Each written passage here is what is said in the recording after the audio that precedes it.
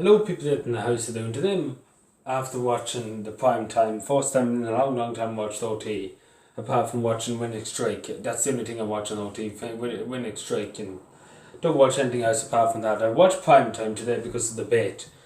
Sinn Féin, obviously the House Minister, Owen Murphy was there, and Fianna Fáil and people for Profit, Richard Boy Barrett was there.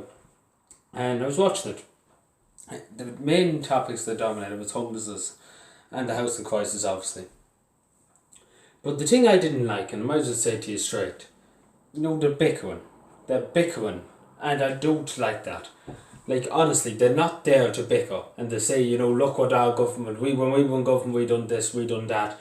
Sinn Féin was the ones to blame, Fine Gael was the ones to blame. I don't, the taxpayer doesn't care. I'm sure people lying in the street couldn't care who. They might be angry at the people who got, the Fine Gael and Fianna Fáil obviously got us into this mess, along with Labour. But, we need action. We don't need we can blame somebody after everything's sorted. After we have affordable housing and social housing up and everybody off the streets. We can blame them after all that's done. But, we need action now. We don't need to blame each other. Like, we need to work together. Because, honestly, if we start to fight, if we start breaking up and start arguing among ourselves what policy is the best for housing and for homelessness, we're never going to get anything done. Let's be fair. No matter who gets in, no matter if it's Fine Gael or Fianna Fáil, we can't bicker over, this policy, that policy, another policy. Because it's just so much bickering going on. And it's just bicker.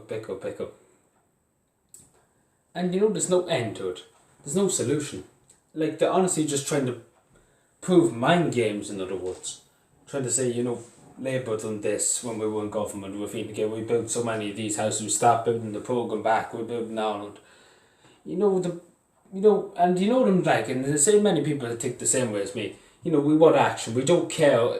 If you started the programme, we what's up and done. Like, honestly, honest to God, I'm sure if any politician that cared about Ireland, any politician that had any feelings at all, any patriotism left in their body and in their mind and in their heart, I'm sure they would care that there's 10,000 people lying in the streets across Ireland, 3,000 children, as we speak, in emergency accommodation right across this country.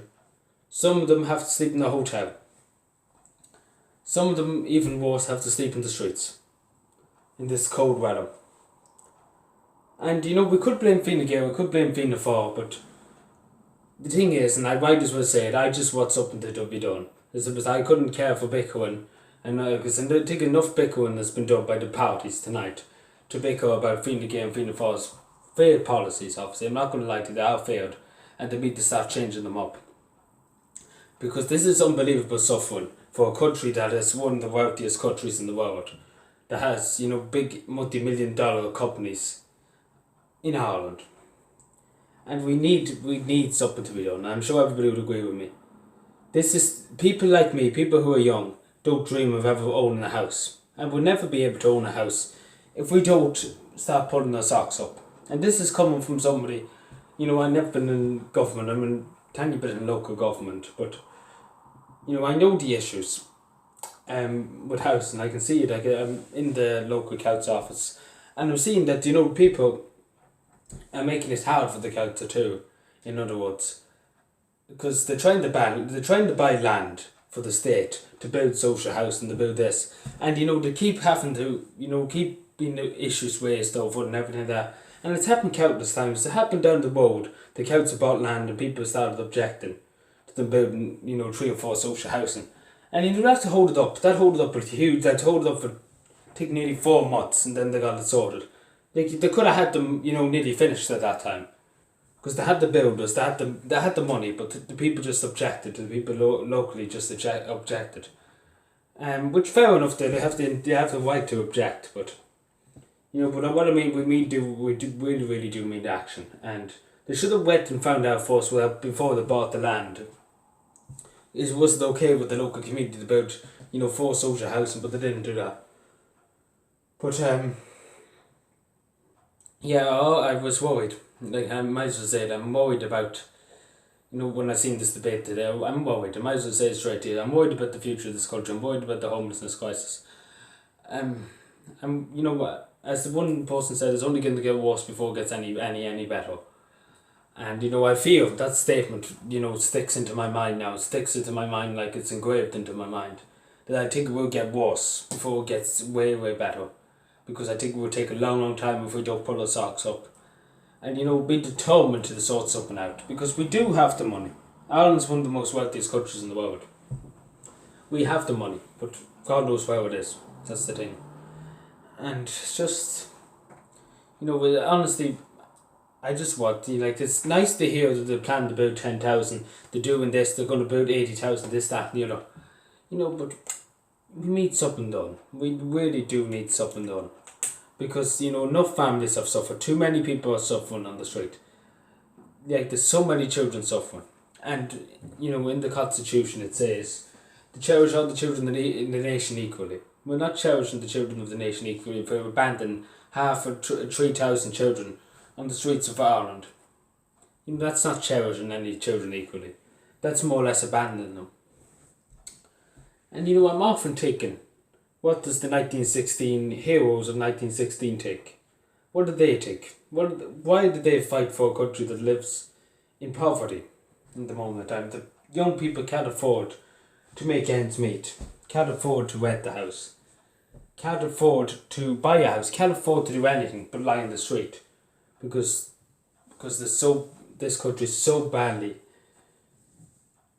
you know, messed up with housing and messed up with homelessness. And it's just not right. And you have to wonder, and I do often wonder this, what has Ireland ever done to supposed to have this thing, have this, how would I put it, have this crisis? I don't know what Ireland has done, but I feel like God is punishing us for our wrongdoings, but because it is very heartbreaking. You often do take, I often do take it out. What do we be punished for? Because obviously we are being punished. But you know, it is desperate. I'm not gonna lie to people. It is very desperate. Like, I'm thinking to myself here of, you know, all the poor children lying in the street tonight. Probably some of them haven't even never seen a home. You know, it's just heartbreaking. You're thinking that, you go into that mindset, you know, you put yourself in their shoes, and it's just, you know, it's just heartbreaking. It tears at your heart. It literally tears at my heart to see it. Very, very difficult. As I said, we can only pray, and we can only hope. Please God, the suffering will end in this country, sooner or later. But hopefully, please God, it will.